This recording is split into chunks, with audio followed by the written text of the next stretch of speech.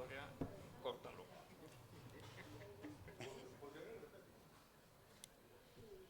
Bueno, buenas tardes, bienvenidos al Club Cocherito. Antes de empezar con el coloquio de hoy me vais a permitir que os recuerde los próximos actos, porque es algo que se debe hacer al final, pero siempre se nos olvida. Entonces os voy a adelantar los próximos actos. El primero no es nuestro. Os recuerdo que este sábado en Orduña va a tener lugar la primera corrida de toros que se celebra en el País Vasco desde la pandemia. Es un cartel que no es de estrella, lo han organizado los dos matadores vascos de alternativa que siguen en activo, Iván Abasolo y el Dani.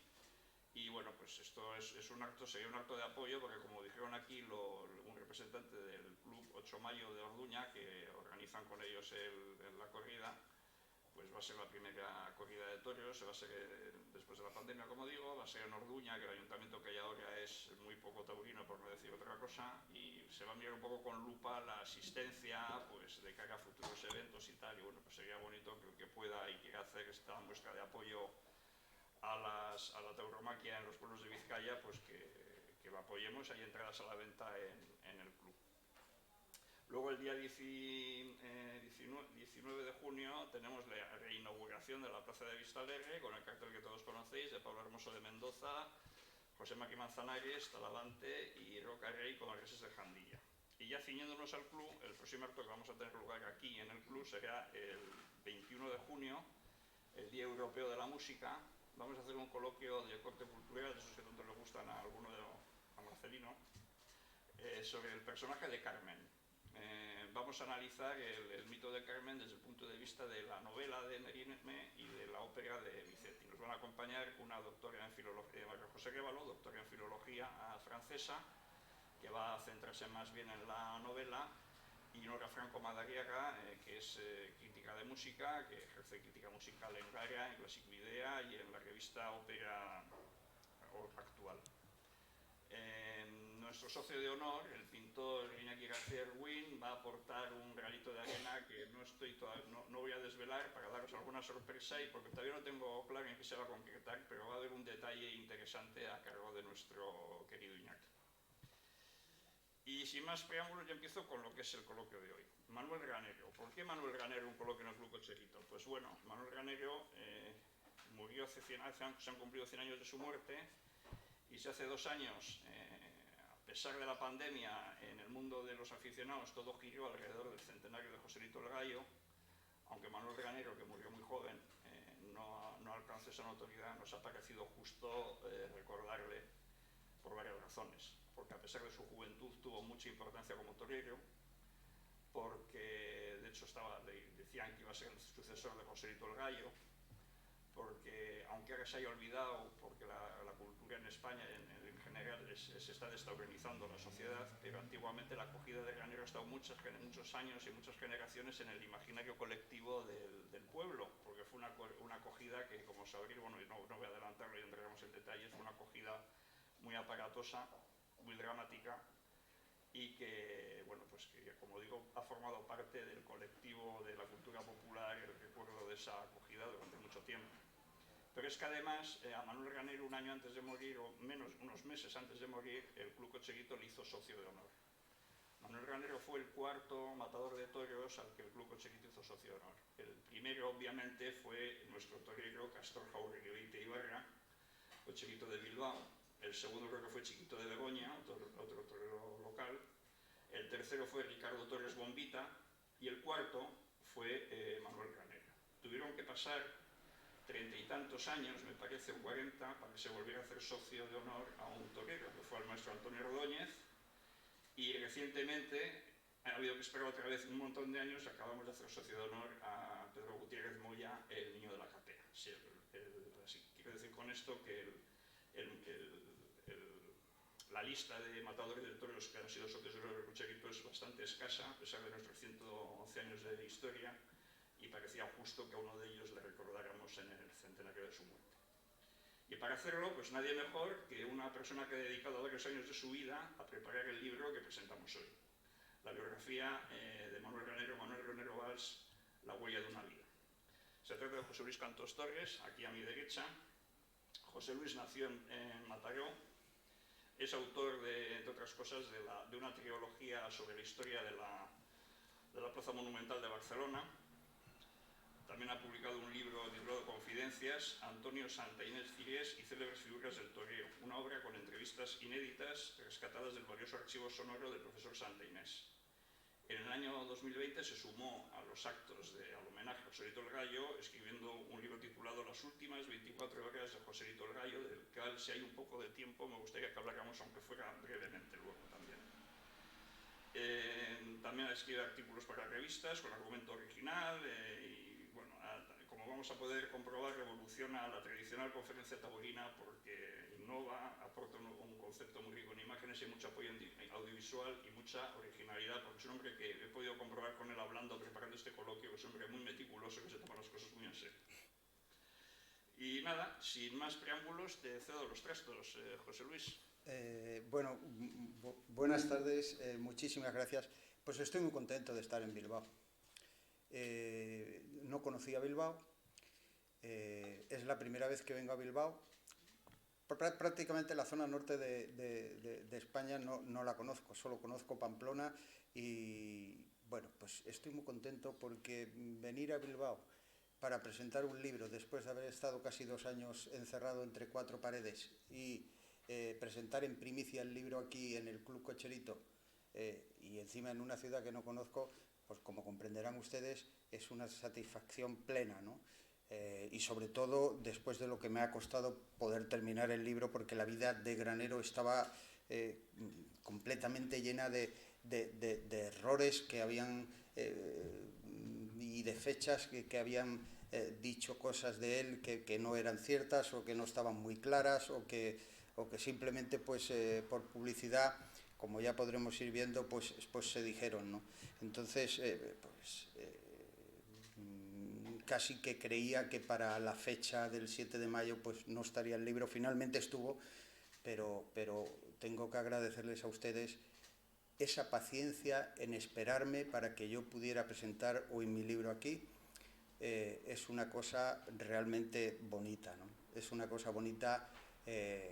Ustedes a lo mejor no tienen esa sensación, pero hacer un libro de estas características, donde hay muchísima documentación y donde uno tiene que estar trabajando mucho tiempo y muchas horas buscándose en las hemerotecas y contrastando datos para no cometer errores o por lo menos los mínimos posibles, todo para poder tener terminado el libro.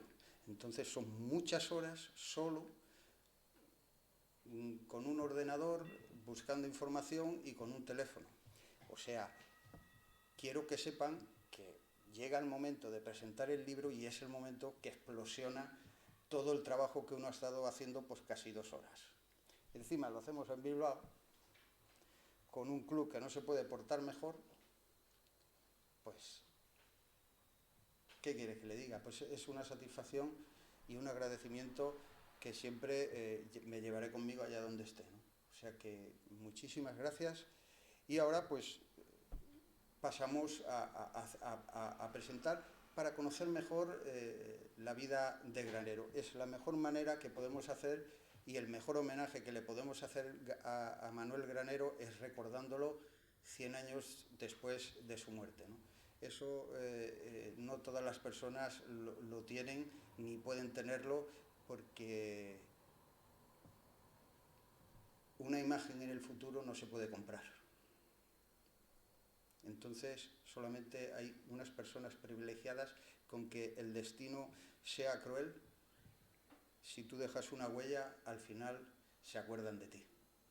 Por mucho tiempo que pase o por mucho que quieran, si dejas una huella al final sale. Y como el destino y la huella en el futuro no se puede comprar, pues Granero dejó muchas cosas para poder hoy hablar con él. Y lo mejor que podemos hacer es presentar la cronología del libro por el índice que tiene y entonces recordar a Manuel Granero Valls. ¿Vale? Pues empezamos.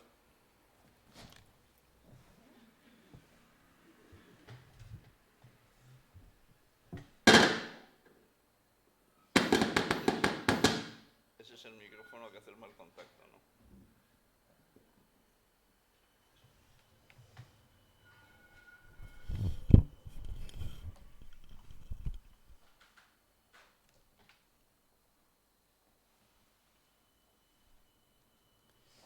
Verán ustedes, esto es una presentación un poco multimedia, ¿no?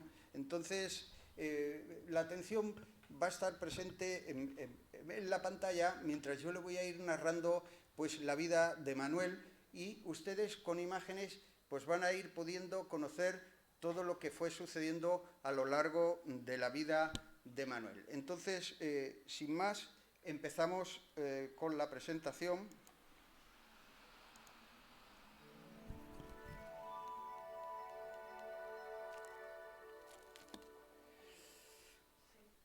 Bueno, miren ustedes, el libro Manuel Granero Wiles, La huella de una vida, me ha supuesto cerca de 2 años de trabajo. El prólogo es de Luis Pla Ventura, al que tienen ustedes en la imagen inferior derecha de la pantalla. La obra tiene un total de 402 páginas. Entre documentos y fotografías, el libro suma 186 imágenes de archivos tan importantes como el de la familia Sánchez Lasso y de Víctor Jesús Madrid. El diseño de la cubierta en su totalidad es de un servidor, y su publicación autoeditada con la editorial Círculo Rojo también ha sido iniciativa de un servidor.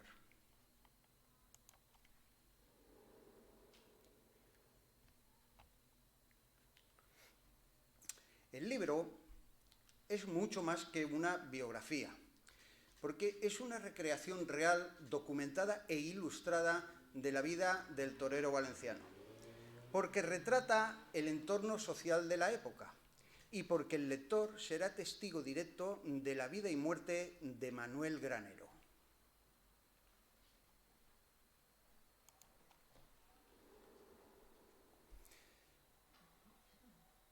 La mejor manera de presentar el libro es siguiendo el índice cronológico de forma resumida. Lógicamente no se puede explicar todo en una presentación, ¿no? Entonces yo cojo ciertas partes de la vida de Granero y se las voy explicando, ¿no?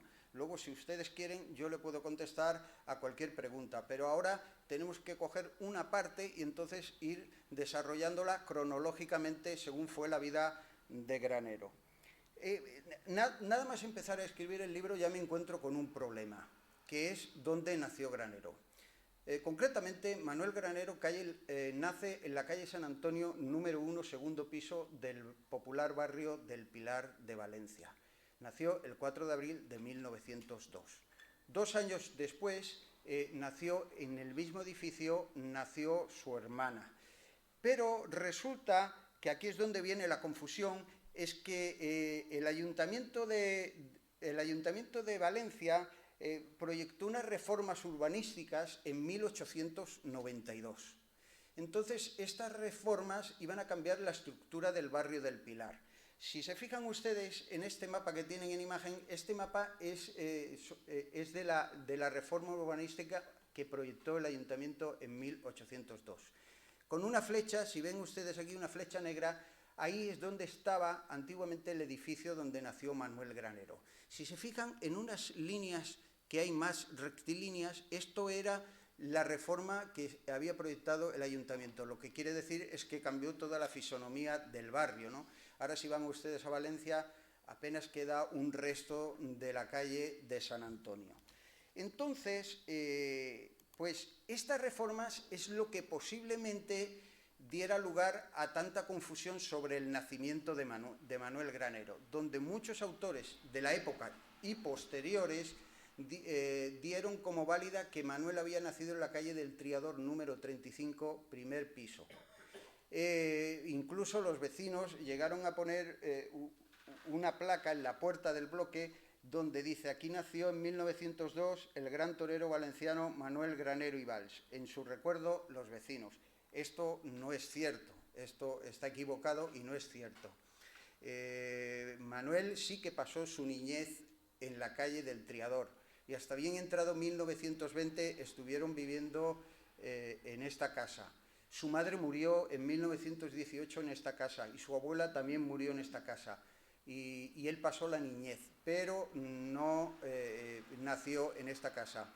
Hay otra cosa que no es cierta, que la familia de Manuel pues era burguesa. Eso es totalmente mentira. Eso no sé de dónde lo han sacado, pero eso no es cierto. Si ustedes van a Valencia, y visitan la calle del Triador, podrán ver que es una calle muy estrecha, que tiene pues 3 o 4 pisos de altura, apenas entra el sol. Entonces no era un barrio, era un barrio de trabajadores, ¿no? donde había mucha artesanía, había carpinterías, habían herreros, se trabajaba mucho el terciopelo.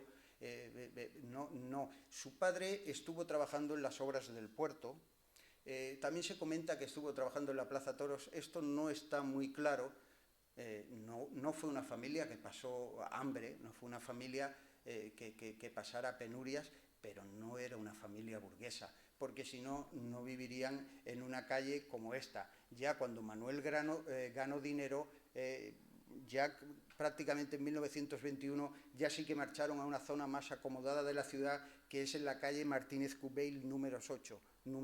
Esto está ya cerca de la Plaza Toros. Eso, si van a esta calle, ya verán que los edificios son totalmente diferentes, hay ventanales más grandes, las puertas no son tan estrechas como esta, pues es otra cosa totalmente diferente, que desmiente que la familia Granero Valls era burguesa.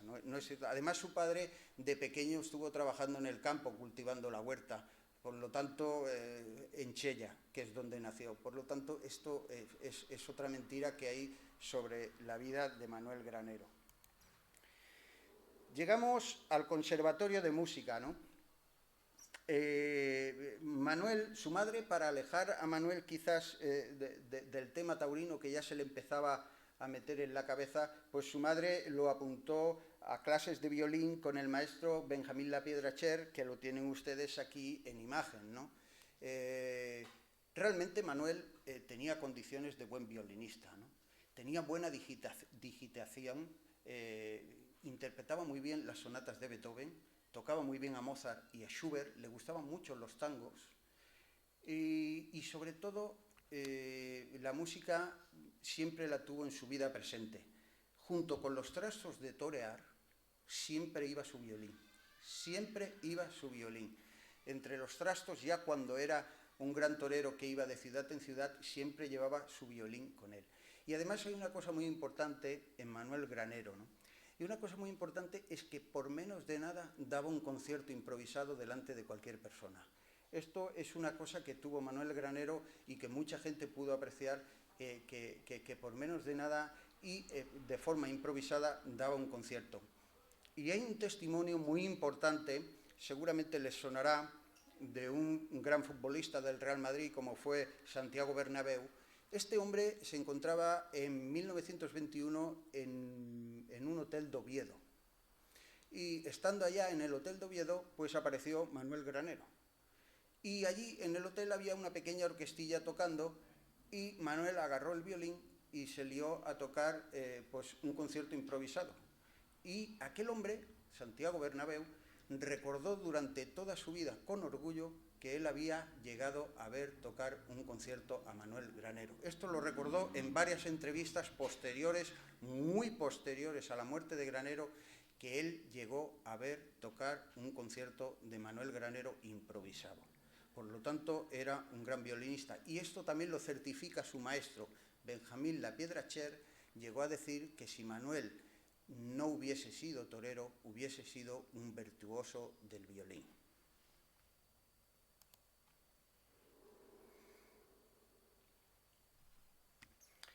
Llegamos al espontáneo, ¿no?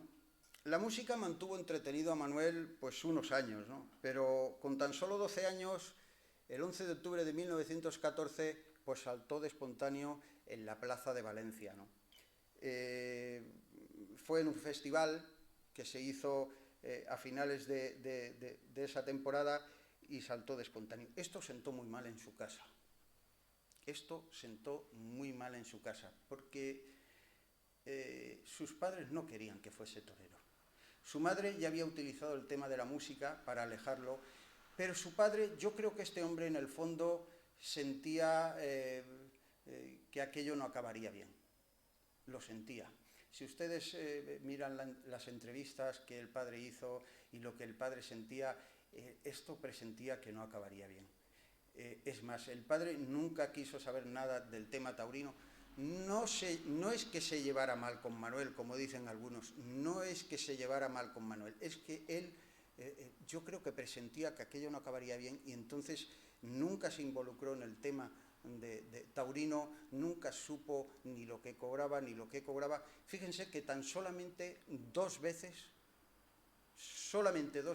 vio torear a Manuel, su padre. Una fue cuando debutó en Madrid como novillero en junio de 1920. Y fíjense cómo fue la situación, que su padre se fue a Madrid, sacó su entrada, fue a la plaza y no le dijo nada, absolutamente nada a su hijo. Y es curioso lo que sucedió, ¿no? Porque cuando sacaban a hombros a Manuel de la plaza de Madrid, había un aficionado que no paraba de gritar: Manuel, Manuel para aquí, Manuel para allá, Manuel por... Entonces Manuel, pues aquel hombre que tanto chillaba, le llamó mucho la atención, se giró para ver quién era ese hombre que tanto gritaba, y entre la multitud que había cuando a él lo sacaban en hombros, vio a su padre. Estaba en una esquina, el hombre tenía en la cara una mezcla de orgullo y miedo, pero no le había dicho nada. La otra vez que lo vio torear no era bien una corrida, sino era el festival que hizo a beneficio de su paisano Ocejito Chico en Valencia. Actuaban, digamos, como de subalternos con Rafael el Gallo y Nacional, y entonces Manuel, su padre fue a ver a Manuel, pero no era bien. Tan solo dos veces. Entonces, claro, pues viendo esto, cuando saltó de espontáneo, pues acudieron a su tío Paco, al que tienen ustedes en la imagen aquí, en la imagen izquierda de la pantalla. Aquí está su tío Paco Juliá, era hermanastro de su madre. Este hombre, pues sí, que le gustaban más los toros, iba con normalidad a ver corridas, y entonces este hombre, pues se le ocurrió, para alejar a Manuel del tema taurino, se le ocurrió que redactase un solemne documento, que es el que tienen ustedes aquí en la imagen. Esto lo escribió Manuel al día siguiente de haber saltado de espontáneo, el día 12 de octubre.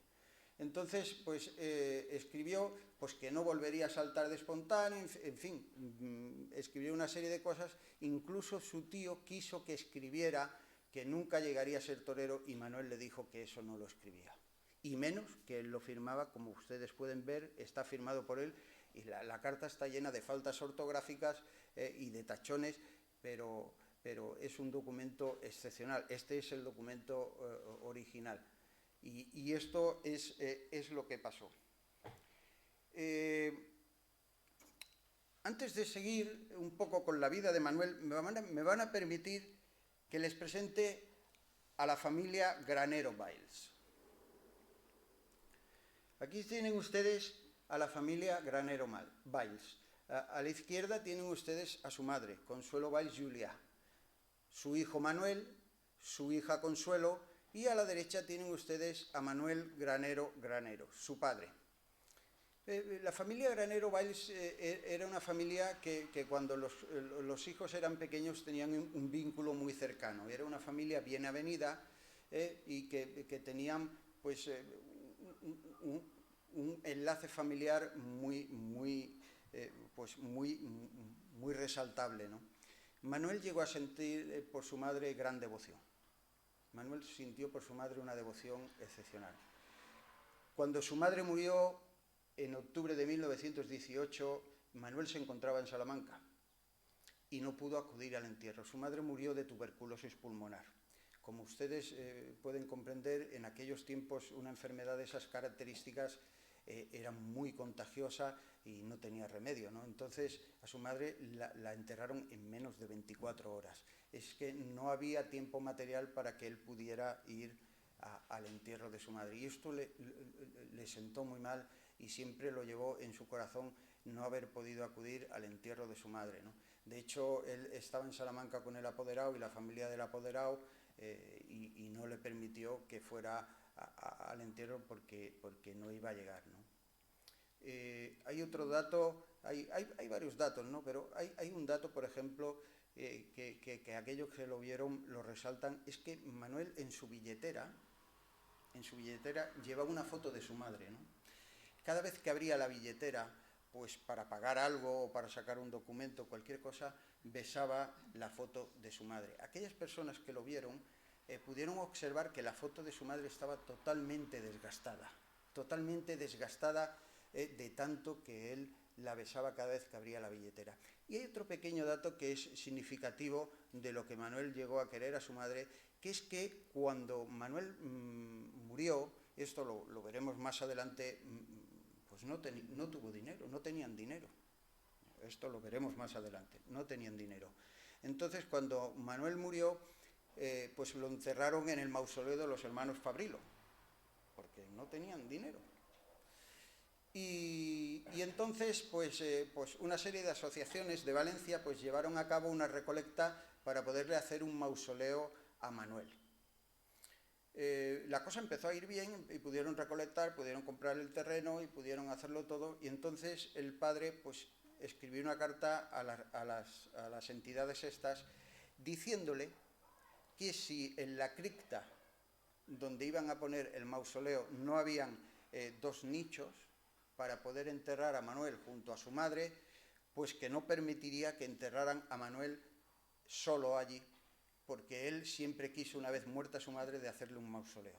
Entonces, si allí no se hacían dos sepulcros, pues no permitiría que enterraran a Manuel. Y compraría un nicho, un modesto nicho, como el que tenía la madre, lo más cerca posible de ella, para que los dos pudieran estar juntos. Y efectivamente, pues todas estas entidades lo comprendieron, y finalmente, si ustedes van a Valencia y van al cementerio, verán el mausoleo, precioso mausoleo de Bernal, y abajo está enterrado Manuel y descansa junto a su madre.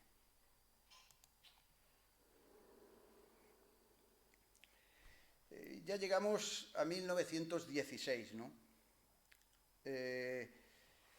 Pues el tío, en vista de que había saltado de espontáneo, y en vista de que al año siguiente de haber saltado de espontáneo volvió a saltar de espontáneo, pues se le ocurre una nueva idea.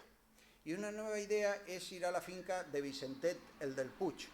Vicentet el del Puig era un ganadero local que tenía la finca en el Puig. El Puig es una ciudad que está a unos 18 kilómetros de Valencia, dirección norte hacia Barcelona, y allá era ganado morucho, no era ganado bravo, pero al tío pues se le ocurrió, dice, pues le apartamos 6 becerros y escarmiento a mi sobrino y le quito de la cabeza los toros. Y esto se le ocurrió al tío, hacer esta hazaña y llevarlo a lo de Vicentet el del Puig. Y resulta que Manuel estuvo fantástico, resulta que estuvo bien. Y entonces aquí ya pues se tuvieron que cambiar las tornas. Es curioso porque hay una información de la época que lo resaltan varios periódicos, que esto sucedió el 16 de mayo de 1916, cuando fue a enfrentarse por primera vez a 6 becerros. Es curioso porque aquí es donde yo creo que está el primer paralelismo entre la vida de Manuel Granero y la vida de Joselito el Gallo. A lo largo de la vida de estos dos toreros hay muchas cosas que se repiten de una forma un tanto extraña, ¿no? Y yo creo que la primera vez que surge eso, es que es curioso porque el 16 de mayo de 1920 muere Joselito el Gallo en Talavera. Entonces, fíjense qué cosas más extrañas, que precisamente tenía que ser un 16 de mayo cuando Manuel, pues por primera vez realmente va a torear becerros, ¿no? En solitario, ¿no? Esto, como salió bien, pues al tío pues se le ocurrió. El tío iba dando, digamos, bandazos, ¿no? Iba improvisando sobre la marcha. Ya tuvo que admitir que su sobrino realmente pues tenía dotes para ser torero. Entonces, a finales de 1916, pues ya debuta de corto, y ahí tienen ustedes la foto, debuta de corto en la Plaza de Valencia. Y al año siguiente debuta de luces ya el 7 de junio de 1917 en una nocturna. Este es el cartel del debut de luces de Manuel. Pero sucede que las cosas no fueron muy bien, ¿no? Porque la empresa de Valencia no estaba por la labor. El ganado que utilizaron no era bueno y Manuel no pudo estar lucido y aquello no funcionó y no fue bien. Y entonces el tío vuelve a improvisar y entonces lo que, digamos, crea, lo que decide es irse a Salamanca.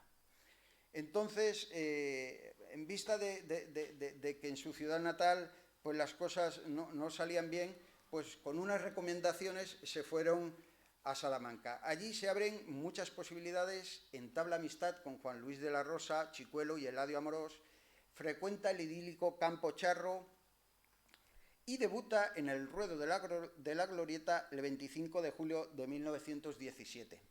Esta publicidad salió en el adelanto de Salamanca, en el periódico, anunciando el debut de Manuel el 25 de julio de 1917. Arriba está Manuel y abajo está un tal Reverte de Valencia. Por delante salió Chicuelo aquella tarde, ¿no?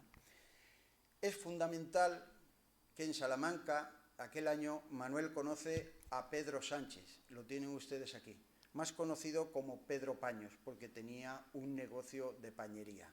Este hombre fue el apoderado de Manuel. Este hombre confió siempre en Manuel, una cosa fundamental para que las personas puedan desarrollar cualquier tipo de temática, y siempre estuvo con él, lo quiso como un hijo. Tanto él como su mujer, María la Pañera, lo quisieron como un hijo, así como sus 3 hijos, que tuvo este hombre, 3 hijos, ¿no? Entonces fue fundamental.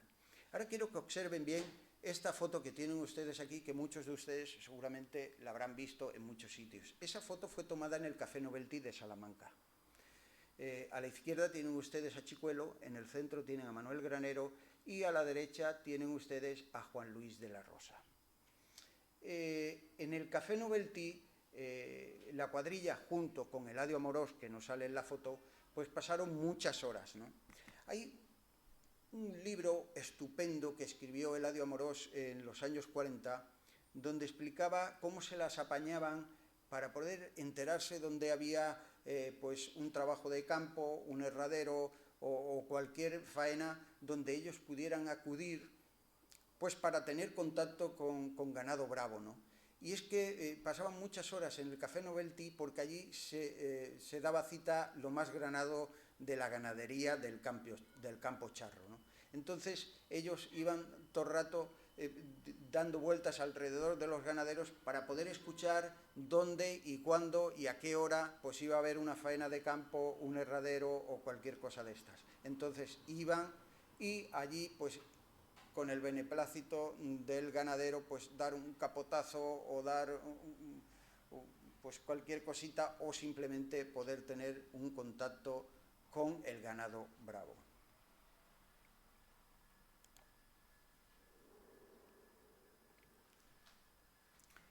Y llegamos al debut en Barcelona, ¿no?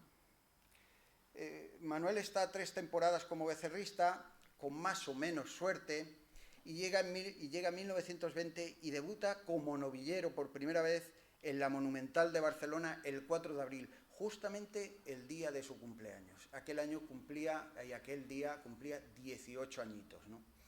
En Barcelona por primera vez se pudo ver el porte, el toreo, el dominio que tenía de las reses, y despierta mucho interés entre el público y la crítica. Es donde por primera vez aquí ya se ve que Manuel Granero tenía algo especial, ¿no? En Barcelona. Fue su primera novillada y fue la primera. Fíjense ustedes, llevaba un traje alquilado.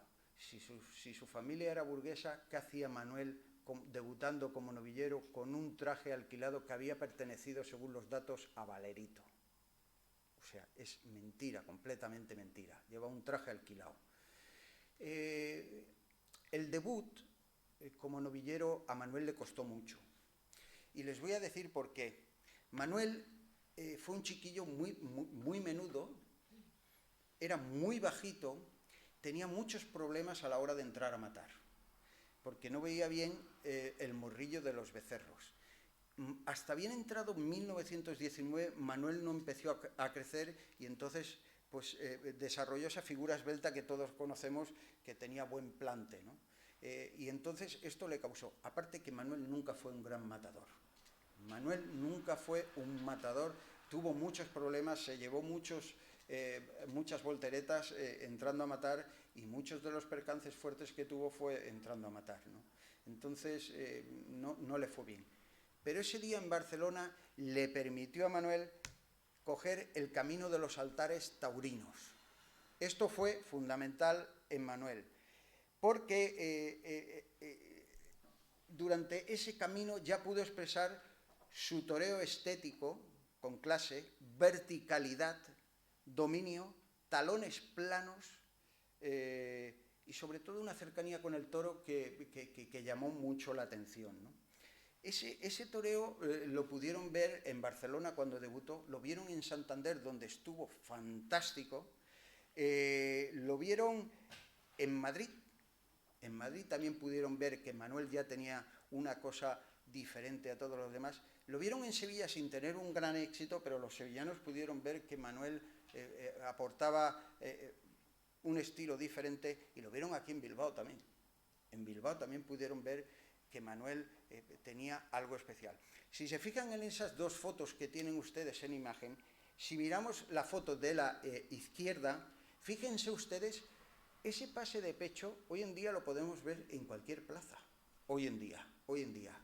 Ese pase de pecho, con esa cintura quebrada, lo podemos ver hoy en día en cualquier plaza. Fíjense ustedes en la pierna izquierda completamente plana en el suelo. Y si se fijan en la foto de la derecha, fíjense ustedes en la foto de la derecha. Fíjense la verticalidad que tiene la figura de Manuel. Fíjense los talones completamente planos en el suelo. Y otro detalle, fíjense en la muleta, ya empieza a ir baja. La muleta ya empieza a ir baja. Esto, pues a lo mejor ustedes ahora lo ven y dicen, bueno, es que esto se hizo hace un siglo. Y se hizo hace un siglo con aquellos toros que apenas se picaban, aquellos toros que no humillaban, aquellos toros que no tenían nobleza ni tenían fijeza. Cuidado con lo que estoy diciendo, es que para poder ver la dimensión de una persona hay que situarla en el tiempo que vivió. Y esto es lo que aportó Manuel a la tauromaquia.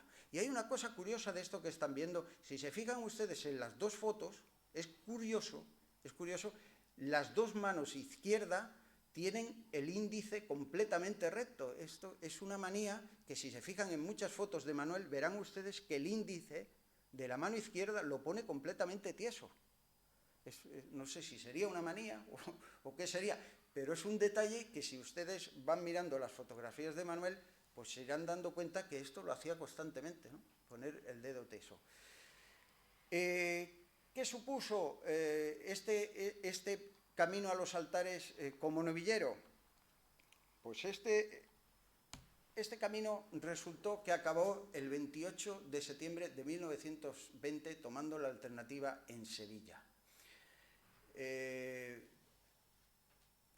Tienen que tener en cuenta una cosa, que en tan solo 5 meses,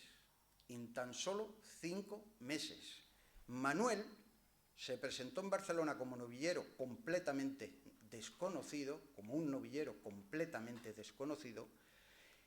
y en 5 meses, el 28 de septiembre, toma la alternativa de manos de nada menos que Rafael el Gallo. Se la tenía que haber dado Juan Belmonte, pero Juan Belmonte sufrió a principio de mes una acogida en Murcia y se lesionó la muñeca y no pudo estar presente en la alternativa de Manuel, y se la dio a Rafael. Miren ustedes lo que supuso Manuel. Esta hazaña en tan solo 5 meses, y en aquellos tiempos ni lo consiguió el Espartero, ni lo consiguió Joselito el Gallo. Ni lo consiguió el Espartero, ni lo consiguió Joselito el Gallo. Y entonces, para que realmente veamos la dimensión de Manuel, pues le voy a contar lo que sucedió con Rafael el Gallo. Rafael el Gallo no lo había visto torear a Manuel. Y cuando terminó la corrida, pues se fue. Rafael el Gallo siempre estaba pues con una corte de admiradores, siempre con sus charlas y sus cosas, ¿no? Y cuando terminó la corrida, pues fue a una de esas tertulias donde siempre estaba rodeado de admiradores y gente pues que lo quería con locura o le pedían dinero o todas las cosas que hacía Rafael el Gallo, ¿no? Entonces, pues uno le preguntó, Rafael, ¿qué te ha parecido el valenciano, ¿no? Y entonces Rafael le dijo, pues este es un torero de aquellos que nace uno cada 50 años. Lógicamente aquella corte que estaba a su lado, pues se lo quedó mirando y Rafael, ¿en qué te basas tú para decir esto, ¿no? Claro, se quedaron sorprendidos. ¿Tú en qué te basas? Y atención a lo que dijo el hermano de Joselito. Atención a lo que dijo el hermano de Joselito. En todo lo que le ha hecho al toro y en lo que se le nota que es capaz de hacerle. Con eso queda dicho todo. Pues llegamos a la canonización de 1921. Esta fue la única temporada que Manolo completó y en general fue una campaña exitosa, pero muy dura a la vez. Manuel pues llevó 116 corridas contratadas, de las que solo pudo torear 95 por percances o por suspensiones, ¿no? Empezó el 23 de mayo en Málaga y terminó el 20 de noviembre en Ondarra, ¿no? Sufre dos percances muy graves. Uno, sobre todo este primero, el 10 de junio, donde entró en la enfermería con parada cardíaca.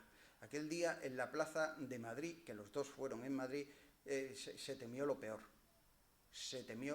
Porque entró con parada cardíaca en la enfermería. Finalmente los médicos lo pudieron reanimar y controlaron las constantes y salió hacia adelante, ¿no? Y el otro fue el 16 de septiembre.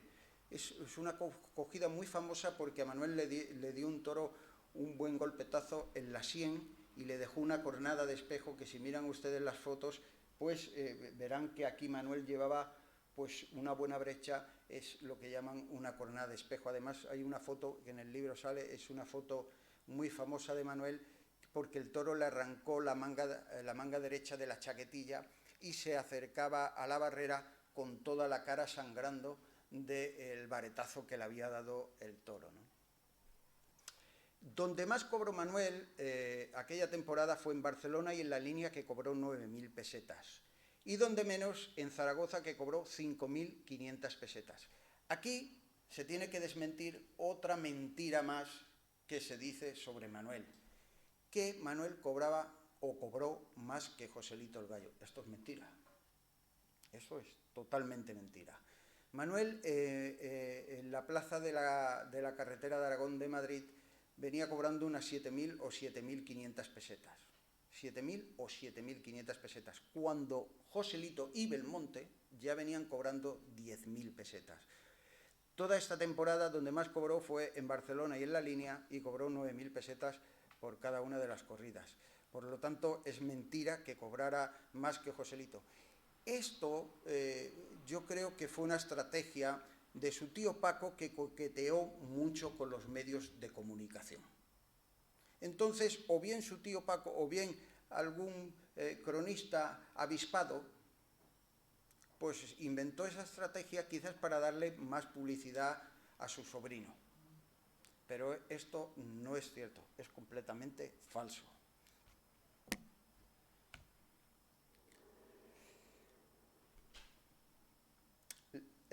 La temporada inacabada de 1922. Aquella campaña resultó infame, ¿no? Los triunfos le fueron esquivos y sobre todo el público de Valencia se portó muy mal con él, muy mal. Y además las deudas económicas le pasaron una factura muy grande. Se sintió muy solo, aquella temporada se sintió muy solo y se sintió poco querido. Es curioso, si se fijan ustedes, que la temporada anterior Manuel había toreado 95 corridas. Había ganado alrededor de 600.000 pesetas. 600.000 pesetas. Para que ustedes tengan más o menos una orientación de lo que era esto, un oficial de la construcción al año cobraba unas 2.400 pesetas. 2.400 pesetas. Y Manuel ganó durante el año 1921 600.000 pesetas. Y es curioso que llega febrero o marzo y no tiene dinero. No tiene dinero. Tiene que pedir prestado a un amigo 5.000 pesetas que le devolvió en abril. No tiene dinero. Esto levantó pues una trifulca entre Manuel y su tío y el apoderado. El que menos culpa tenía era el apoderado, porque el apoderado lo único que hacía era buscarle todos los contratos posibles para que cobrara lo más posible y nada más, ¿no? El problema era del tío que llevaba la contabilidad de Manuel. El tío se excusó que todo ese dinero se había ido en publicidad, pero como comprenderán ustedes, 600.000 pesetas, todo en publicidad, es demasiado dinero, demasiado dinero. Todo este tema daría para otro libro, porque a finales de 1922 el padre de Manuel denunció a su tío y la cuadrilla de Manuel denunció a su tío porque no habían cobrado parte de las corridas que habían toreado.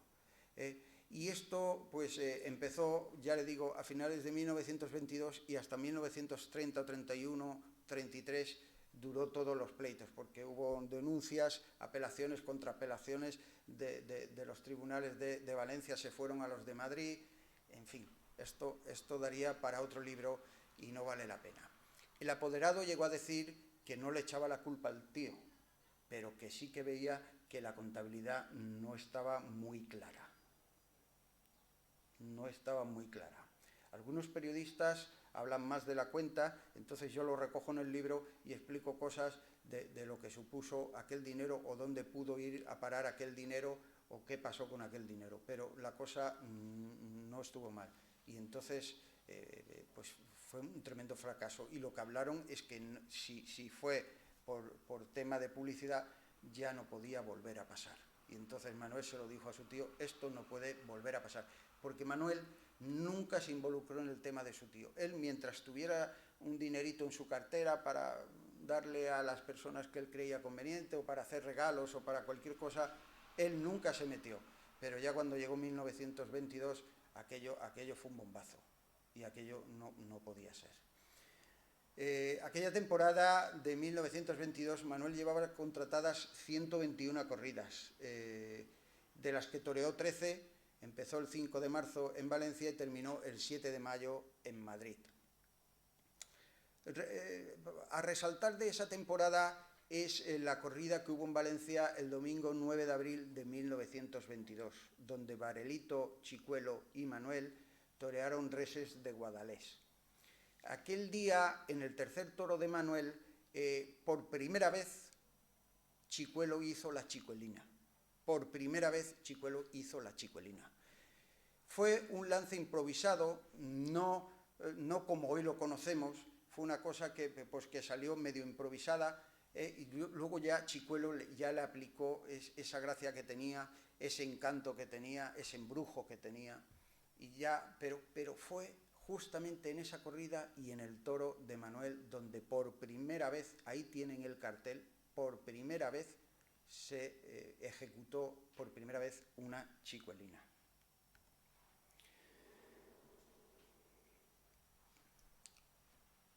La huella de Granero en Bilbao.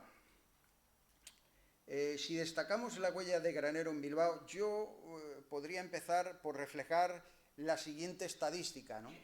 Manuel debuta el 1 de junio de 1919 aquí en Bilbao, cobrando 400 pesetas como becerrista. Este es el contrato de ese día. El contrato lo tienen ustedes a la izquierda. Ese es el contrato de ese día. Ese contrato está fechado en el 29 de mayo, pero se suspendió la corrida y se dio el 1 de junio.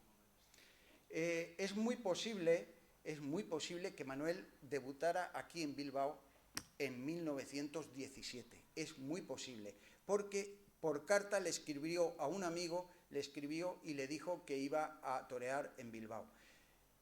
pero yo no he logrado encontrar ningún dato que pueda servirme con este tema. Porque tienen que tener en cuenta, en 1917 los periódicos dedicaban muchas páginas a la Primera Guerra Mundial.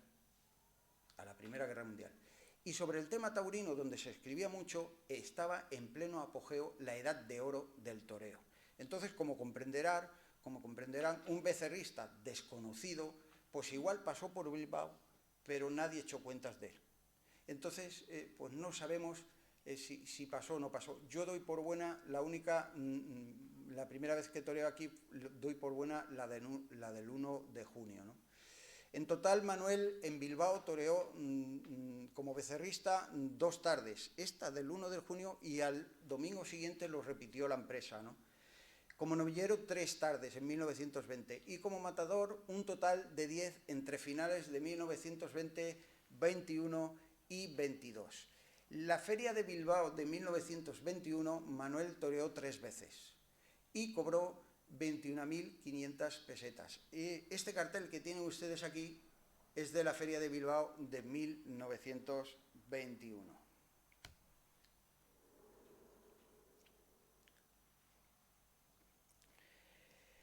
Yo de sus actuaciones en Bilbao destacaría 2, la del 15 de mayo de 1921 y la del 25 de agosto de 1921. La del 15 de mayo porque esta ciudad lo recibió con muchísimo cariño. Esta ciudad recibió a Granero con muchísimo cariño, porque resulta que el día 1 de mayo Lorenzo Ocejo, Ocejito Chico, un paisano de ustedes, pues resultó cogido mortalmente en la Plaza de Valencia y murió al día siguiente en la enfermería de la Plaza de Valencia. Entonces, Manuel no se quedó impasible ante esta situación, ¿no? Porque además estimaba mucho a Ocejito, fue un compañero importante de fatigas con Manuel. Aquí Manuel pues, se comportó muy bien con él. Y para el día 6 de mayo llevó a cabo un festival benéfico que organizó él, donde actuó, digamos, como subalterno de las cuadrillas con Rafael el Gallo y Nacional. Aquel día Manuel recaudó, porque los padres de Ocejito quedaron desolados y completamente en la ruina. Fue tremendo, ¿no? Fíjese que Ocejito no tuvo ni para un nicho. El entierro lo pagó la empresa de Valencia y lo enterraron en el mausoleo de Fabrilo, que lo tienen ustedes aquí en la imagen, el mausoleo de Fabrilo. No tuvo ni para un nicho. Y entonces Manuel llevó a cabo este festival y recaudó entre donativos y las entradas vendidas 11.592 pesetas. Como comprenderán, cuando Manuel vino a Bilbao, la familia taurina de Bilbao no pudo ser más cariñosa con Manuel, ¿no? Entonces, le hizo todo tipo de tributos y estuvo muy por la labor de añadir a la vida de Manuel pues un cariño especial, ¿no? Si me permites, creo, Laura, que has hecho el libro de la historia del club, que fue ahí de lo de Ocejito, que se le hizo socio de honor del club, fue por esa razón, ¿no? Sí, yo creo que tuvo relación, no me acuerdo exactamente, pero seguro que están las actas también.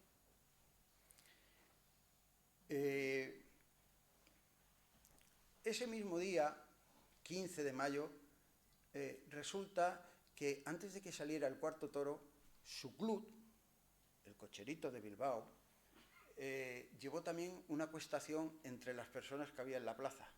No se quedó impasible ante la muerte de Lorenzo, ¿no? Y entonces llevó una acuestación y llegaron a recaudar 3.590 pesetas que le entregaron a la familia de Ocejito. Eso lo hizo su club, el que ustedes presiden y que tengan en cuenta pues, que estuvo muy por la labor aquel día, ¿no? Hay otro dato de aquel 15 de mayo, un dato importante, el pase de la firma. Vamos a ver, algunos autores, muy posteriores a la muerte de Manuel, aseguran que ese día fue creado en Bilbao el pase de la firma, pero esa información no es cierta. no es cierta. Esa información no es cierta. No es cierta porque ni el yerno, que era el que escribía la crítica en la Gaceta del Norte, tienen aquí una foto del yerno, no hizo ninguna referencia, absolutamente ninguna referencia a un pase nuevo que se diera aquel día en Bilbao. Yo busqué en los periódicos de Madrid, yo busqué en los periódicos de Valencia y yo busqué en los periódicos de Barcelona. Todo eso se mandaba vía telegráfica o por teléfono se mandaban las reseñas y en ningún periódico hay que en Bilbao se diera por primera vez el pase de la firma. Lo cuentan algunos autores muy posteriores a la muerte de Manuel, pero aquel día aquí no hay ninguna reseña. Y fíjense que lo de la primera vez que se dio la chicuelina salió en todos los periódicos. Eso se vio. Cada uno lo explicaba a su manera. Cada uno, porque claro, habían visto algo nuevo, no sabían exactamente qué, pero Chicuelo había hecho, salió en todos los periódicos. Sin embargo, 2 días después de haber actuado en Bilbao, Manuel actuó en Madrid, 17 de mayo. Y aquel día sí que todos los periódicos, todos, explican pues a su manera que Manuel con la muleta da un pase con la derecha que tiene una forma que hace esto o que hace lo otro. Todos los periódicos. Es más, tenemos la información de Manuel Gómez Domingo Rienzi, que era el casero donde vivía Manuel, amigo de la familia Granero Valls, y donde Manuel se alojaba cuando estaba en Madrid. Bien, en posteriores entrevistas que dio Rienzi a varios periódicos, distantes en los años, explica de igual manera que Manuel, el día 16, un día antes de Madrid, en el baño de su casa con una toalla, interpretó un pase y dijo, mira, esto es que parece mi firma. Mira, esto es que parece mi firma y entonces, si mañana me lo permite un toro, lo voy a hacer en Madrid. Y efectivamente, al día siguiente lo hizo en Madrid y sale en todos los periódicos. O sea que, lo siento mucho, pero en Bilbao no se dio este pase. La otra tarde de la que le hablaba es la del 25 de agosto. Manuel estuvo francamente mal en Bilbao, francamente mal, estuvo muy mal, muy mal. Manuel se encontró con un marrajo de Santa Coloma que lo desbordó y no tuvo recursos para poder con él, no tuvo recursos. Además se llevó una cornada en la pierna izquierda y le tocaron los 3 avisos. Estuvo francamente mal. No era la primera vez que a Manuel le dieron los 3 avisos. Un año antes, yo creo que el 20 o el 22 de mayo, fue después de la muerte de Joselito en Barcelona, en la Monumental, también le dieron los 3 avisos. Y curiosamente, ese día toreaba con Ocejito y también le dieron 3 avisos. Aquella novillada se echaron 2 novillos al corral, uno de Manuel y uno de Ocejito. Entonces, fue una tarde desastrosa, estuvo francamente muy mal. Aquella tarde, la crónica que salió en la Gaceta del Norte la hizo don Ventura por la amistad que tenía con el yerno. El yerno era el crítico bilbaíno que escribía en la Gaceta del Norte y entonces permitió a don Ventura, al que tienen ustedes en la imagen, es una de las imágenes más antiguas de don Ventura, porque casi siempre lo verán calvo. Y esta es una de las imágenes más antiguas que se pueden encontrar de don Ventura. Pues aquel día don Ventura hizo la crónica en la Gaceta del Norte. Con el título es suficiente para saber qué pudo pasar aquella tarde. Y el título decía, Granero sufre una herida en la pierna y otra más honda en su reputación. No hay más que hablar, no hay más que hablar.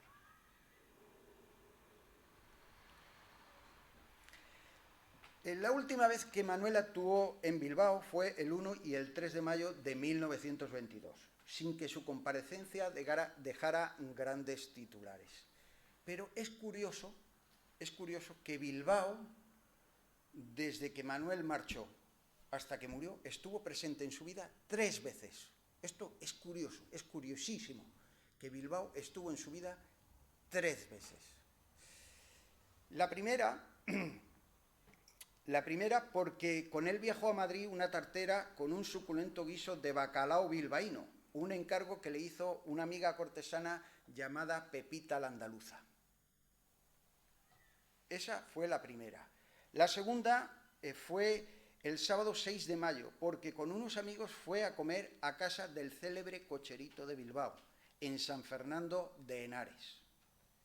Y la tercera, el mismo 7 de mayo por la mañana, cuando al despedirse de su prometida le dijo que por la noche le llevaría a la Rosaleda, a casa de cocherito de Bilbao.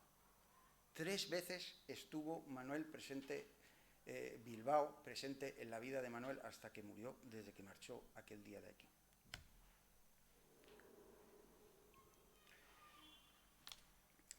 El dictamen del destino, esto no es otra cosa que una sentencia sorda que acompañó a Manolillo toda su vida, ¿no? Y que finalmente pues, finalizó y se ejecutó aquel 7 de mayo de 1922. Mire, Pocapena y Granero, Granero y Pocapena se juntaron en la vida de Manuel varias veces. La primera vez fue en 1916, porque en el Teatro Ruzafa de Valencia se repuso el sainete Pocapena. Esta fue la primera vez.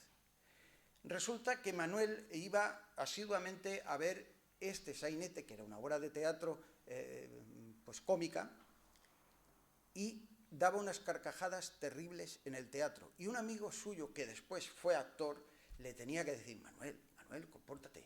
Y él decía constantemente: es que este Pocapena hace mucha gracia. Es que este Pocapena hace mucha gracia. La segunda vez es una pesadilla que le persiguió durante 1921. Una pesadilla donde un toro cárdeno cornalón, como Pocapena, al que tienen ustedes en la imagen, como Pocapena, lo cogía en una plaza de importancia con todos los tendidos llenos, lo derribaba y le daba una cornada en la cara, despertando en ese momento con un grito y sudoroso y con un espanto tremendo. Esta es la segunda vez que Manuel tiene el presagio de un toro como Pocapena. Por tercera vez, en agosto de 1921 en Ciudad Real, resulta que va a torear y se sortea por la mañana, en el famoso sorteo matutino, un sexteto de Veragua, y le toca a él Pocapena, el mismo toro que lo mató en Madrid, y le toca a él. Resulta que en Ciudad Real no habían pagado la corrida del día anterior. Y cuando llegaron al patio de cuadrillas, con toda la plaza completamente llena, pues Sánchez Mejía, que era una persona muy inteligente y era una persona muy despierta, pues les dijo a los compañeros: ayer no nos pagaron y estos hoy todavía no nos han pagado. Y entonces voy a hablar con el empresario. Efectivamente, Sánchez Mejía fue a hablar con el empresario y le dijo que no tenían dinero. Entonces se suspendió la corrida. Y ese toro que lo mató el 7 de mayo en Madrid volvió a la dehesa de Veragua hasta que lo volvieron a embarcar para Madrid el 7 de mayo del año siguiente. Y en febrero de 1922, curiosamente, en el Teatro Ruzafa de Valencia se ponen 2 obras de teatro en cartelera que se representan el mismo día. Aquí tienen la publicidad de ese día. Granero Club, que iba sobre un presidente de un club taurino, y Pocapena. Los dos en una misma publicidad. Esto es una cosa pues, que llama mucho la atención. En el libro, estos últimos capítulos ponen realmente el vello de punta, ¿no? Estos últimos capítulos, porque se explican unas cosas que a veces dices: estaba todo escrito en el destino. Entonces, son cosas que llaman mucho la atención. Y llegamos a la despedida. La despedida no es... aquí tienen imágenes grabadas el día 8, al día siguiente de la muerte de Manuel. Madrid se echó a la calle, sintió como suya la muerte de Granero y se echó a la calle. Aquello fue una cosa... las imágenes es que lo muestran todo tal y como fue, ¿no? Fue una cosa totalmente desoladora, ¿no? Valencia también. Valencia se echó entera a la calle, pero Valencia tenía que arrepentirse de muchas cosas. Valencia tenía que arrepentirse de muchas cosas. Aquella descomunal desgracia también desoló a un chiquillo bilbaíno, que quedó marcado por el contenido de un telegrama. El mensaje informaba a sus padres que el buen amigo de la familia, Manuel Granero, lo había matado un toro en Madrid. Aquel jovenzuelo de 6 años fue el poeta Blas de Otero Muñoz, a quien tenemos aquí en la imagen, de pequeñito y ya de mayor. Aquel poeta bilbaíno dejó escrito la terrible desolación que le causó la muerte de Manolo. Y hoy Carmen nos va a recitar aquellas palabras de Blas de Otero.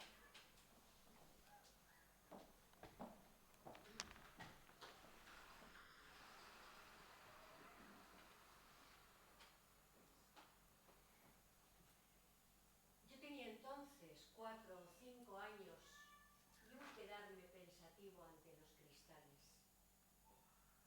Mi prima María Isabel está sentada al piano. Él apoya gallardo en el hombro un violín.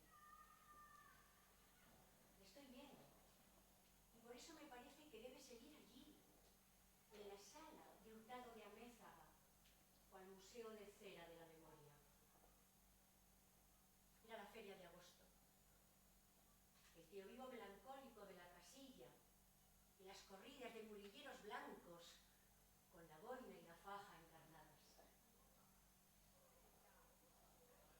Una tarde de mayo, las luces de la sala caían sobre el pasillo. Yo veía a Mademoiselle inclinarse sobre mi madre, que despliega un extraño papel azul. Y madrina Pilar, que casi parece que va a llorar. Años después vi aquel telegrama entre papeles y cajas de sobres.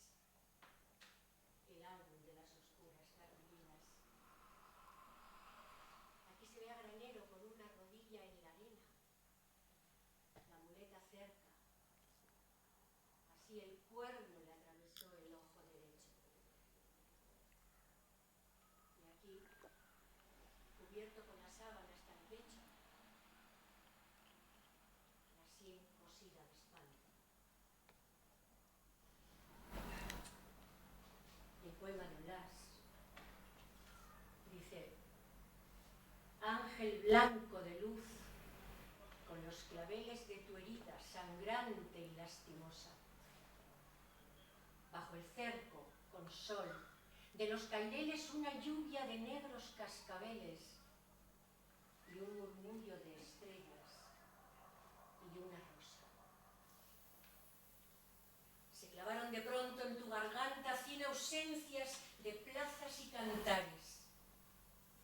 Solo la herida de tu angustia canta en la flor enlutada de la santa reliquia de tus negros alamares.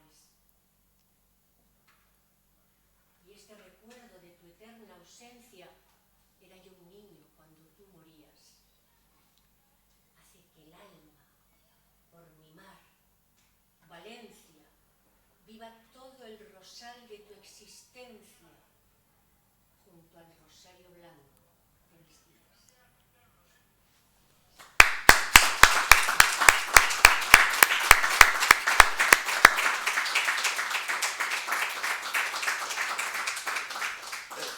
Realmente esta sociedad actual que tenemos hoy en día necesita un nuevo renacimiento. Necesita un nuevo renacimiento para que cosas tan bonitas como esta tengan el valor que realmente se merecen. La interpretación y las palabras que dejó escrito Blas de Otero. Así que muchísimas gracias, porque ha sido una interpretación preciosa. Muchísimas gracias.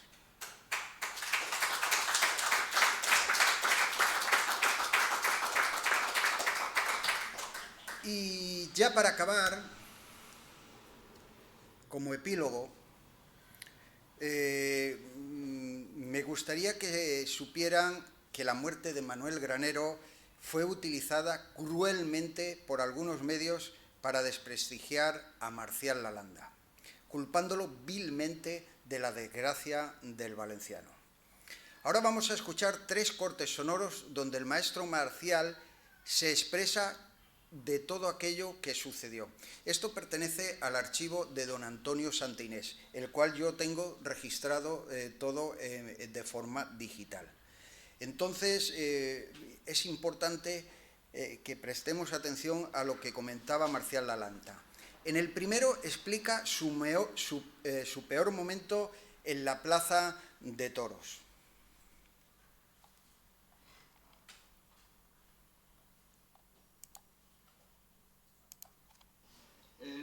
Su peor momento en la plaza, no me refiero yo en cuanto precisamente a que el toro fuera más o menos difícil, que hemos hablado de esto, ¿no? Sino sencillamente el peor momento, el que pasó usted más angustia por la circunstancia que fuera. La muerte de Granero fue Sí. lo que me produjo mayor impresión en mi vida de torero. ¿Se dio usted cuenta inmediata? Sí, como todo el mundo. Ya. Desgraciadamente se vio que había sido una cosa mortal. Ya. O sea que el toro ofrecía mucho peligro, que le cogió Granero. Pues no. Entonces tenía ciertas dificultades, pero vamos. Lo que pasa es que en el afán de los toreros muchas veces de querer estar lucido, Sí.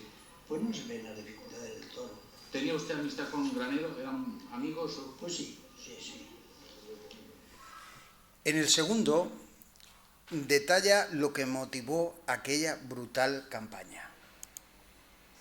Estaban 3 banderilleros de la cuadrilla de Granero conmigo. Se veía una campaña, una cosa absurda, un poco de lo que existía antiguamente en esta profesión taurina, periodística, ¿no?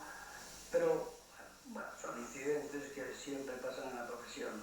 Siempre quieren buscar a un culpable y en aquella ocasión, pues hubo un poco de chantaje. Un periódico me pidió una subvención que en aquellos momentos era muy importante, ¿verdad? Porque me pedía en aquellos momentos 5.000 pesetas mensuales, que en aquellos momentos pudiera ser 1 millón de pesetas actuales, o 2 millones. Y claro, no ganábamos dinero suficiente para poder pagar aquello. Y en el tercero, aclara lo que pasó en Valencia.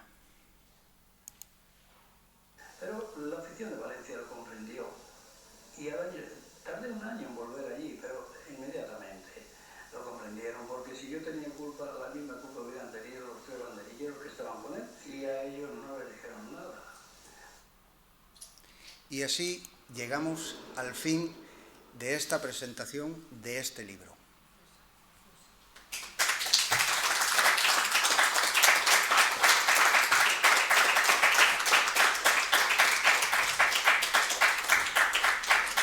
Muchísimas gracias. Ha sido un placer presentarle el libro.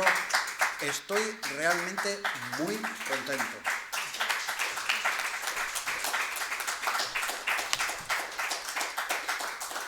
Enhorabuena, José Luis. Ha sido una presentación magnífica. El apoyo audiovisual, el detalle de los cortes del sonido de Marcial, las imágenes. Yo me he quedado con ganas de comentar un par de cosas más.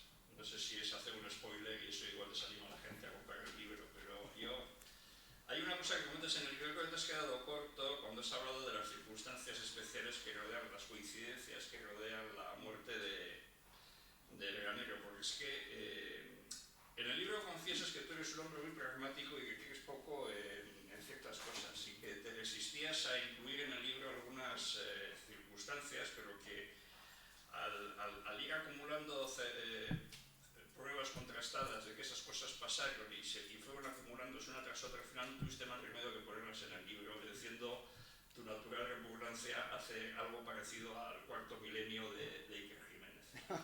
Pero realmente es que es espeluznante la cantidad de coincidencias que se dan alrededor de la muerte de Granero. Él ha comentado alguna. Ha comentado que ese mismo toro, le tocó en un sorteo 1 año antes. Ha comentado esa unión del nombre de Pocapena y de Granero en un periódico antes de la muerte. Pero es que hay más cosas. Es muy conocida la anécdota de Blanquet. Blanquet, el Antón, el banderillero de Joselito el Gallo, que estaba presente en Talavera cuando murió Joselito, la mañana de la muerte de Joselito notó olor a cera quemada. Sí. Y que no se sabía de dónde venía. Y esa tarde murió Joselito. Y luego Blanquet, que al principio sufrió una angustia tremenda, se quedó muy marcado por la muerte de Joselito y volvió a torear, entró en la cuadrilla de Granero, y la mañana de la muerte de Granero volvió a notar por segunda vez el olor a cera quemada. Y esa tarde murió Manuel Granero. Y hubo una tercera vez que dicen que estando en la cuadrilla de Ignacio Sánchez Mejías, volvió a notar por tercera vez el olor. No quería ir a la plaza, le convenció Sánchez Mejías que no iba a pasar nada, no sé qué. La corrida tuvo lugar, no le pasó nada a Sánchez Mejías, pero esa noche cuando cogieron el tren para ir a otra localidad, el que murió de un ataque al corazón fue el propio Blanquet. Son cosas que ponen la carne de gallina, pero es que hay más coincidencias. Has contado lo de la cornada en Macaira, pero también hablas de una dama valenciana le vaticinó que iba a morir un día de mayo y iba a ser un múltiplo de 7, el 14 o el 21 de mayo. María Reina, sí. También cuentas que, bueno, hemos hablado de otra coincidencia trágica. El debut de Luces fue con un traje prestado o alquilado que había sido de Varelito. De Varelito.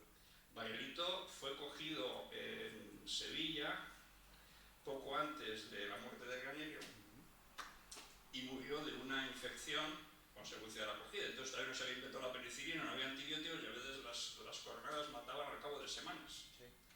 Granero fue a ver a Varelito convaleciente en Sevilla y Varelito le dijo que creía que se estaba muriendo, sí. Cosa que fue verdad porque murió después de Granero. Y al despedirse le dijo a Granero en plan, le dijo, no te preocupes que antes me muero yo que tú. Todavía me muero yo antes que tú. Sí, efectivamente, murió antes que él. Que había sido, bueno, también un mendigo valenciano, eso no lo entendés. Eso es muy fuerte, sí, es muy fuerte. Resulta que Manuel regalaba mucho dinero a la gente necesitada, ¿no? Manuel regalaba mucho dinero a la gente necesitada. Y había un vagabundo que corría por la calle del Buen Suceso, pues cada vez que lo veía le daba dinero. El sábado día 6, pues Manuel Granero en Martínez Cubells número 8 vivía en el primer piso y debajo justo había el Club Granero, el club que le habían hecho en Valencia, estaba justo abajo. Pues el sábado 6 de mayo, el día antes de la acogida mortal, este vagabundo fue al club diciendo que le dejaran dinero para ir a Madrid, que le dejaran dinero porque tenía que ir a Madrid. Lógicamente allí no le dejaron dinero, no fue a Madrid. Y el vagabundo se fue, esto lo cuentan los periódicos, y no lo cuenta uno, lo cuentan varios. El vagabundo se fue y mientras se iba chillando, se morirá y no lo podré ver. Lo matará un toro y no lo podré ver. Yo cuento lo que recogieron los periodistas de la época. Y cuando ya son más de uno que lo cuentan, hay que tener muy en cuenta esos datos. Y esto fue así. Lo matará un toro y no lo podré ver. Y efectivamente al día siguiente lo mató un toro. El presentimiento del padre. El presentimiento del padre. El padre, cada triunfo que tenía Manuel era una desgracia para él. Cada triunfo que tenía Manuel era una desgracia para él, de verdad. Su padre solo quería que fracasara. Solo quería. Esto lo comenta su padre en diferentes entrevistas. Es así. Luego hay otra cosa también, y es que el toro que le toca en Ciudad Real y que se suspende la corrida, le vuelve a tocar al cabo de un año, pero es que en esa corrida de Madrid, en principio, él tampoco iba a estar, porque tenía contrato en Valencia ese día. Efectivamente. Pero algo pasó con la corrida de Valencia, que acabó en Madrid y se acabó en Cóndor otra vez con el toro aquel. Cuando llegó de Bilbao. Todo sucedió cuando llegó de Bilbao. El día 3 torea aquí en Bilbao su última corrida y marcha a Madrid. Cuando llega a Madrid, pues pues él esperaba que la empresa de Valencia pues estuviera a la altura y preparara una corrida pues acorde con la categoría. Él pasó por Madrid camino de Valencia, en teoría. No. Él fue de Bilbao directamente a Madrid. A Madrid. De Bilbao directamente a Madrid. Entonces, cuando llegó a Madrid, supongo que por telégrafo o por telegrama, pues se informó que la empresa de Valencia no había proyectado la corrida que él pedía que fuese una corrida a la altura con dos toreros de importancia. Y resulta que la empresa había puesto una novillada. Entonces rompió ese día 4, que fue cuando llegó a Madrid, rompió relaciones con la empresa de Valencia y firmó con la empresa de Madrid. Por eso al día siguiente, que esto es otro dato, claro, es que yo he cogido pequeños apuntes, pero el libro sigue los pasos de Granero. Si ustedes leen el libro, van a seguir los pasos de todo lo que le pasó a Granero. Él, cuando se entera que contrata la empresa con la empresa de Madrid para el 7 de mayo, llama a su prometida, que no estaba bien vista por la familia. Él la tenía en un piso en Valencia, que él costeaba este piso, pero la familia no quería ver a la prometida, pues llama y le manda un telegrama que quería verla antes de torear. Esto es espeluznante. Pero no era habitual, no es algo que hubiera hecho otras veces. No lo había hecho. Entonces le manda un telegrama urgente y le dice que tenía que estar en Madrid antes de que fuese a torear. Y efectivamente llega el domingo por la mañana, que fue cuando le dice que vístete bien, ponte guapa, que por la tarde te voy a llevar a casa de Cocherito.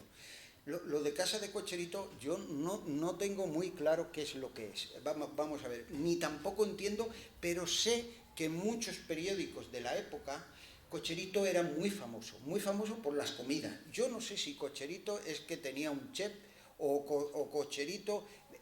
No estoy hablando del restaurante que puso después, yo estoy hablando de antes. Entonces era muy normal ir a casa de Cocherito, que estaba en San Fernando de Henares. Eso es un pueblo a las afueras de Madrid, y muchos toreros iban a comer allá. Entonces, pues seguramente o este hombre tenía un chef o Cocherito era un excelente cocinero, no lo sé, pero iban muchas veces a comer, ¿no? Entonces le dijo: vístete bien, que hoy te llevaré a cenar a casa de Cocherito. Y luego hay otro tema, que son las fotos de Cualac, las últimas fotos que le hicieron. Antes de ir a la plaza, cuando salió de la casa de Rienzi, en la calle del Buen Suceso número 18, pues cuando fue a la plaza, antes de llegar, pues fue a la casa de Cualac a hacerse unas fotos. Le echaron 12 placas. 12 fotos. Solamente con mirar las fotos se da usted cuenta que es un granero desconocido.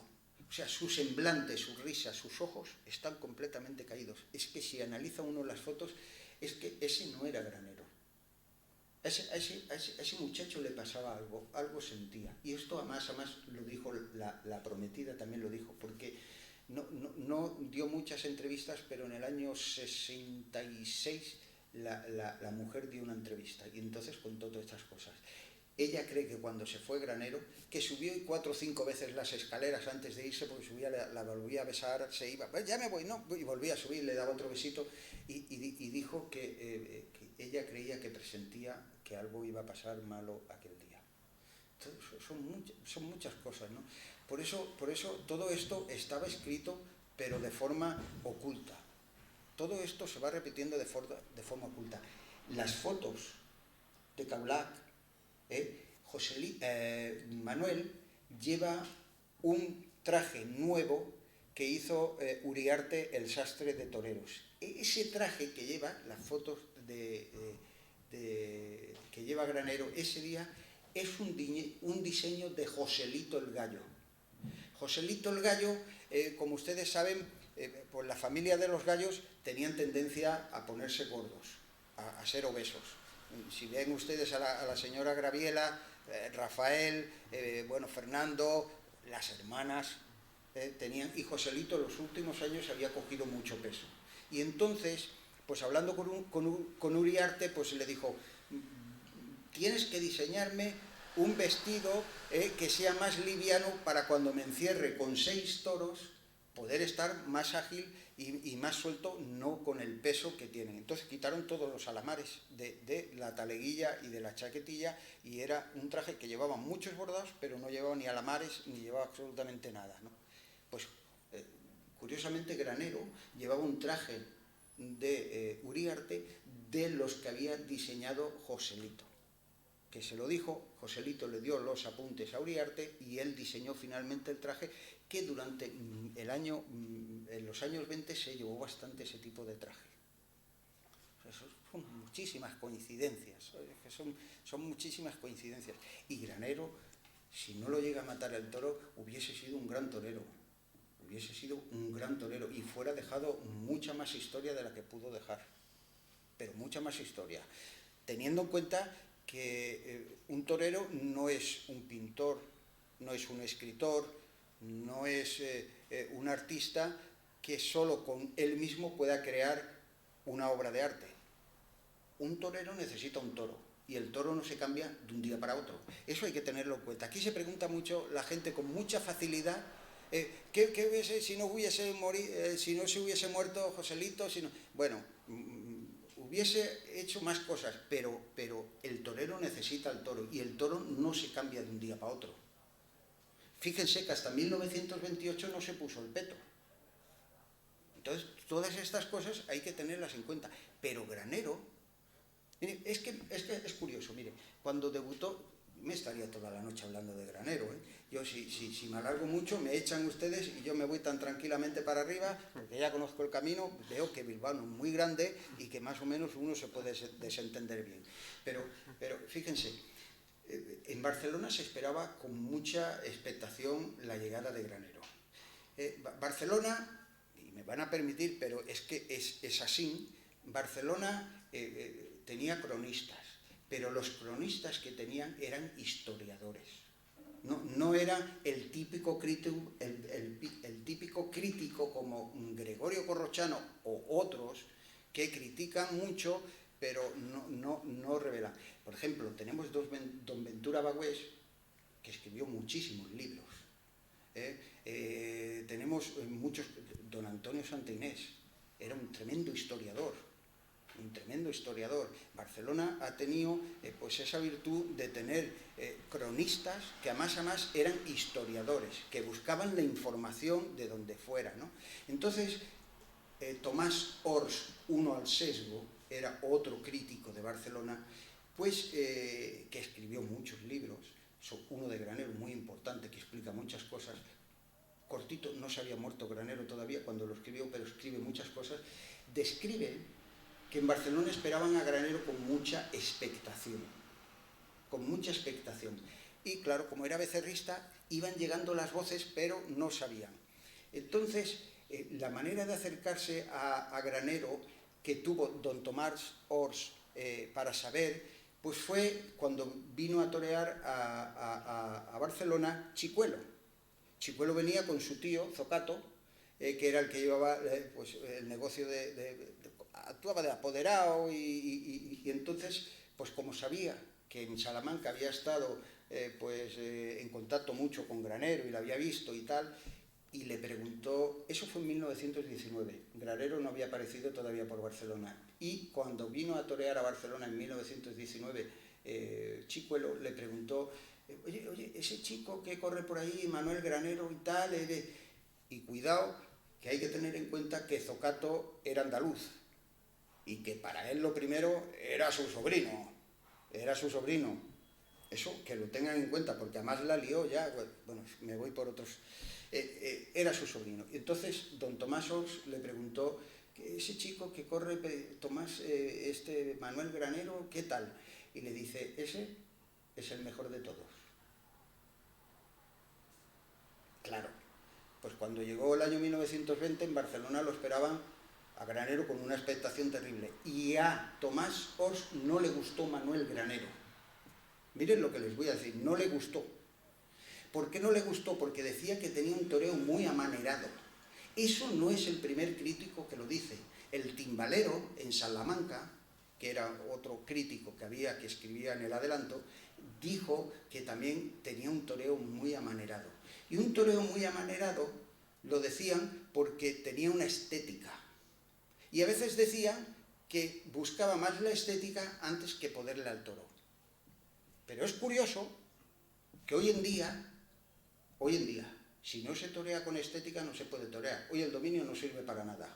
Si no hay estética en una faena, si no hay estética, a la gente no le gusta. ¿Es verdad o no es verdad lo que estoy diciendo? Pues eso ya lo veían en Manuel Granero. Y con las fotos que he puesto se queda muy claro, ¿no? Que Manuel Granero pues aportó un estilo que revolucionó, ¿no? Y fue una cosa muy importante. Ha salido el nombre de Joselito y, como he dicho en la presentación, tienes tu libro anterior a este, era sobre las últimas horas de Joselito el Gallo. Entonces me he acordado, cuando has comentado que en las fotos del estudio que le hicieron la mañana yendo hacia la plaza, que paró en el estudio yendo hacia la plaza donde muere, que en la cara, que se le notaba que no era él, que algo le pasaba. Con motivo de las cosas que hemos ido organizando, que organizamos en su momento con motivo del centenario de Gallito, se puso de manifiesto una polémica.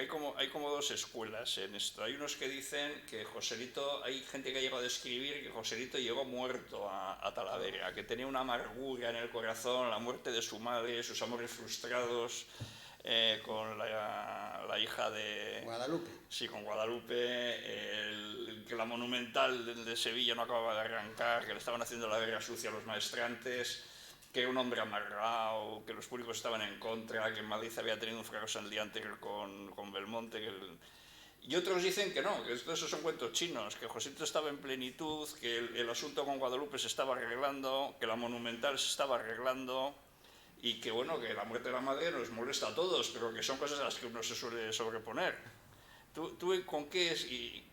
Hay gente que dice que fue un Joselito feliz y pletórico el que llega a Talavera, y hay gente que dice que era un Joselito amargado que lleva ya la muerte escrita en la cara. ¿Tú con qué escuela te alineas? Vamos a ver.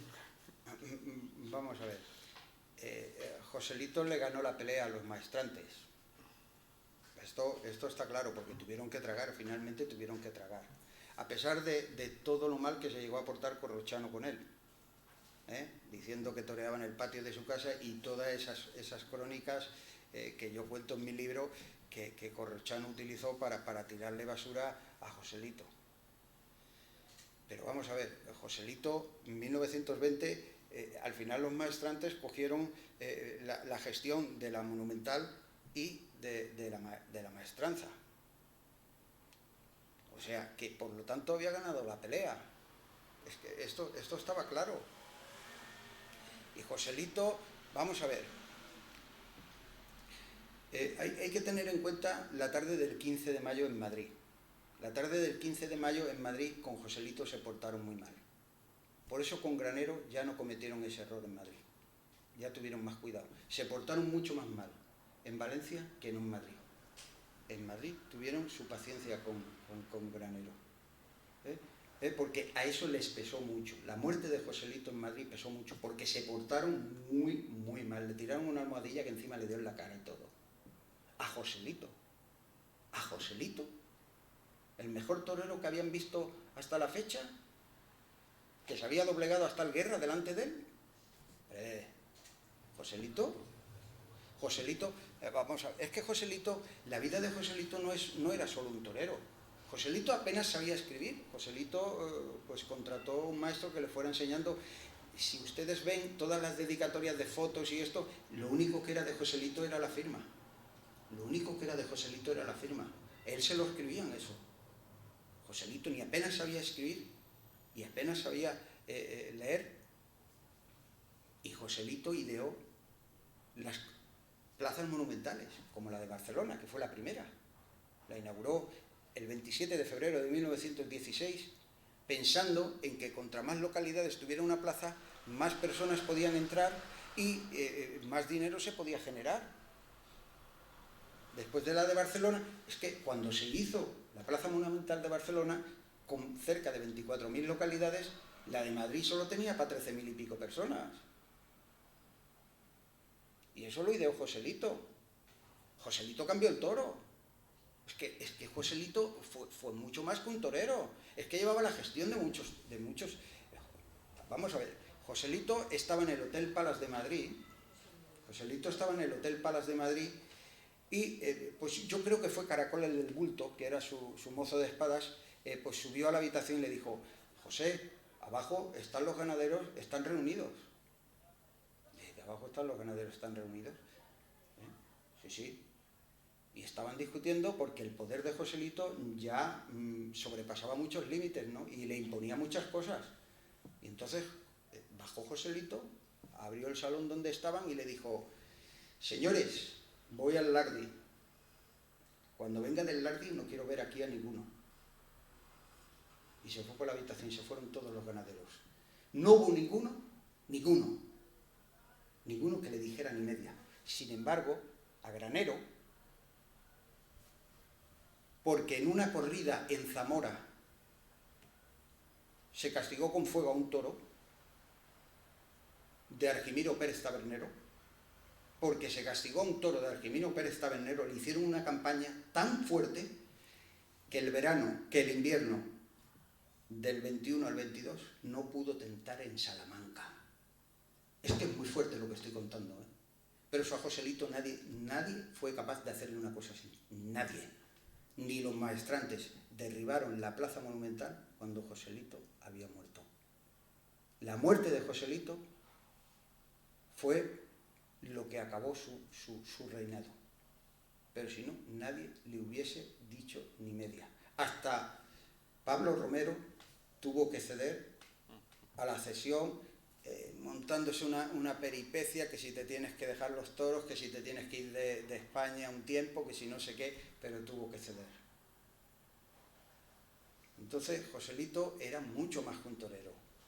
Joselito fue un ser extraordinario. Además, Joselito nació siendo torero.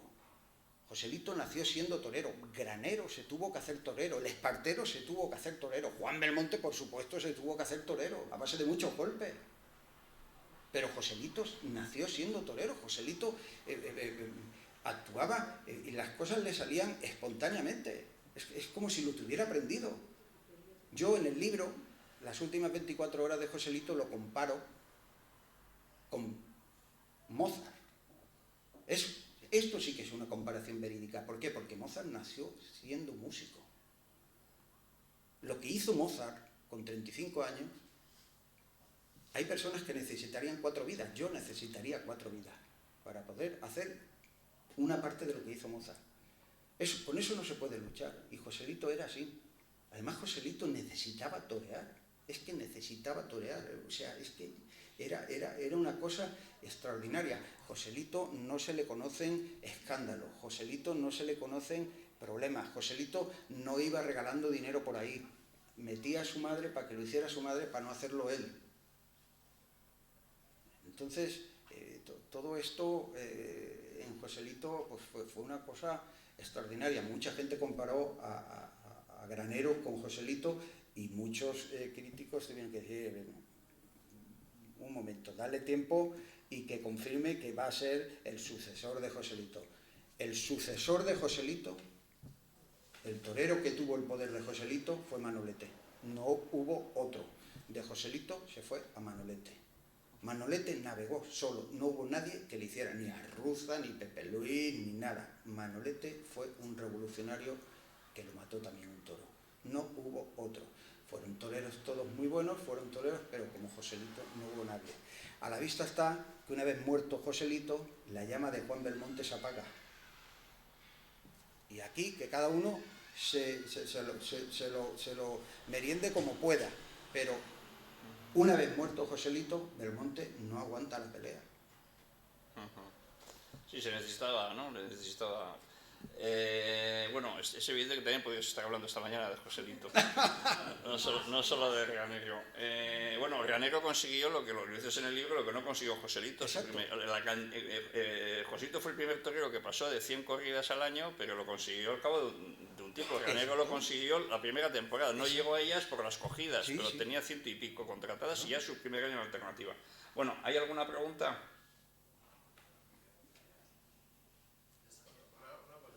Adelante. El tema que ha dicho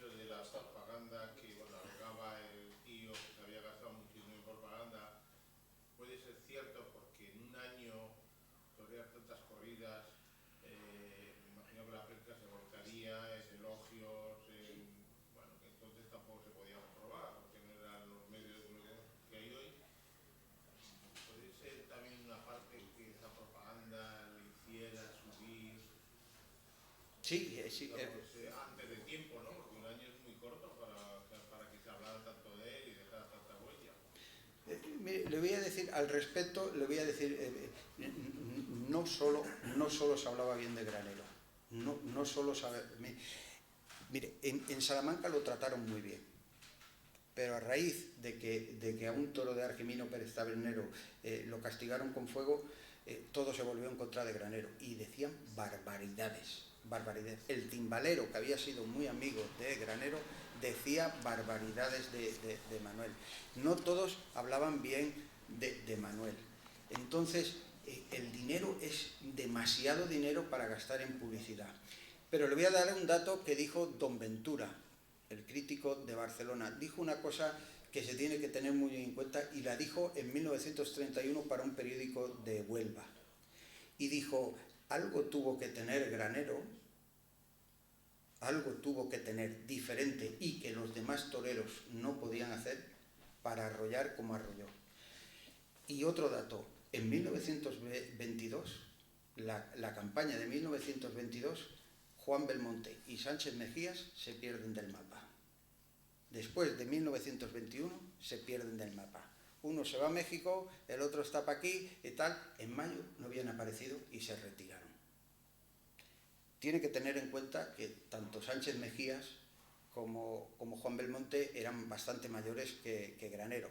Sánchez Mejía 11 años, Juan Belmonte 10 años, más grande. Lógicamente venían de la edad de oro del toreo, aguantando a Joselito. Esto castiga mucho, muchísimo.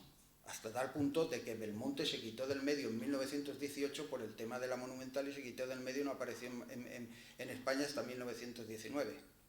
Pues esto castiga mucho. Pero cuando Manuel apretó durante 1921, al año siguiente estos dos toreros, que eran lo máximo que había, se quitaron del medio. Bueno, yo espero que compréis el libro porque merece la pena, y si lo compréis veréis que José Luis es muy buena persona.